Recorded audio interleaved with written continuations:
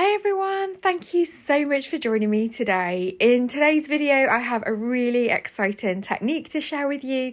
We're going to be using some WOW Fab Foils with a cover plate die and also some glitter. This is a great way of using your cover plate dies in a different way, adding colour, without paper piecing, doing something a little bit different, and you are going to need some adhesive sheets to do this. So I really enjoyed doing this. I had so much fun making this card, so let me show you how. So I've got my Sizzix die cutting machine and I'm using my chrome base plate, and I'm going to cut out the cutting die using some black cardstock. I'm using my chrome plate just because I find with detailed dies you just get a much easier crisp cut through, less fiddliness to get all the bits out. And yeah, look at that die, it's beautiful. There's so many different techniques you could do with this die, so this is the first time I've had a chance to play with it. It is the Blooming Flowers background die from Paper Rose Studios, and all I'm going to do is attach it to a double-sided adhesive sheet. So I've already trimmed this down.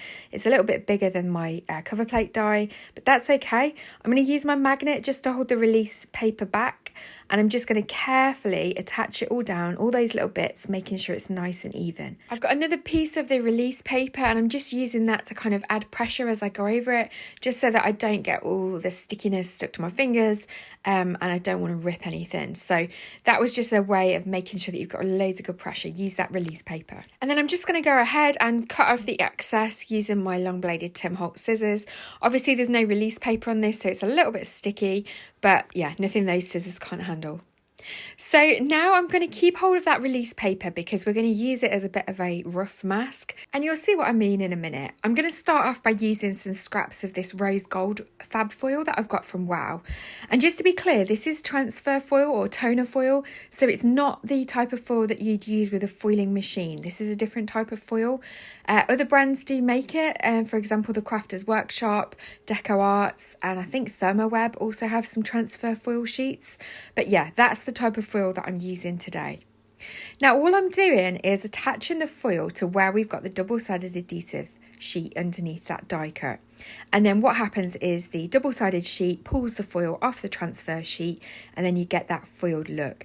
This is really easy to do, and I'm using a ball-ended stylus tool just to help me get into all the corners of the areas where the foil needs to go.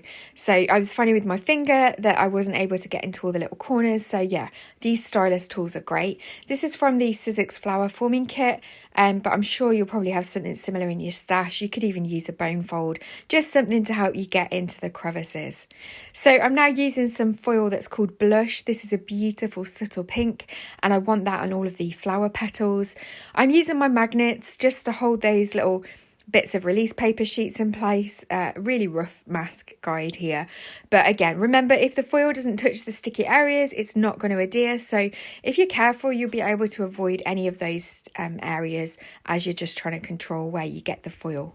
And I just think this is a really fun way of getting another use out of those cover plate dies, using up those foils that you've got in your stash, and yeah, adding colour without the need to paper piece or colour anything. It was a bit like painting by numbers but with foil, so I just really enjoyed it. I'm now just using some pink foil for the flower and the other flower that's not quite opened yet. And yeah, once I've added foil to all of those bits, I was really happy with how this was looking, and so I decided for the background I was going to use some glitter instead. So I've got the Hammerhead sparkles from WOW. These are earth sparkles, so they're plant-based glitter, so they're not plastic, and yeah, these are absolutely a dream to work with. I do find that because they're plant-based and they're not plastic, they're not as static, so you don't end up in such a mess. So if you've struggled with glitter in the past, I really recommend just giving these a go. I just find them a lot easier to work with. Your fingers don't get covered in the glitter, and the shine on these is stunning. In fact, when you've buffed them in, you almost get a foiled look alone just with the glitter, and I do have another tutorial on my channel that just shows that. So yeah, so all I'm doing here is just burnishing it in with my finger, making sure that I've got all those areas covered, and you can see, look, I've not really got any glitter on my finger, it's not all stuck everywhere. So yeah, really easy to work with. So I'm then just going to put the excess back in the pot, and I'm just going to come in with a paintbrush just so that I can brush off the glitter from the foil and make sure that there's no glitter on the black cardstock as well. And again, I'm going to use the paintbrush just to kind of help burnish some of that in as well.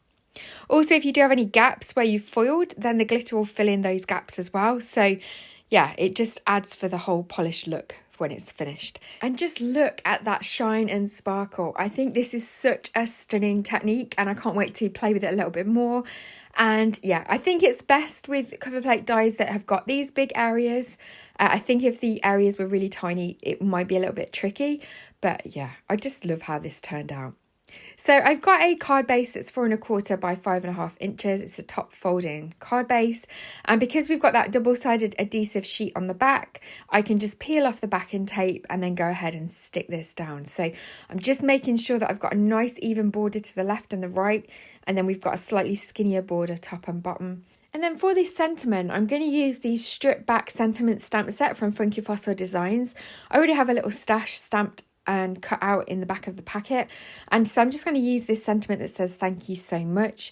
I do decide just to cut off the so much and just keep it as a thank you, just because I really don't want to cover up all that glitter and shine. So yeah, and I'm still out of foam tape at the moment, so I'm just trimming down some card, just make a few thin strips. I'm just going to glue them all together, and then I can stick them to the back of the thank you. This is a great way of using up your scraps. It's a great way of homemaking some dimensional tape without having any foam tape. And yeah, it's a really cheap and easy, effective way of just adding that little bit of dimension. Just to add something a little bit extra, I'm just going to add some card bling from A Colourful Life Designs. I've got some matte black flat sequins. These are sequins that don't have holes in, so they're really nice for just adding a little bit of something to your card to finish it off.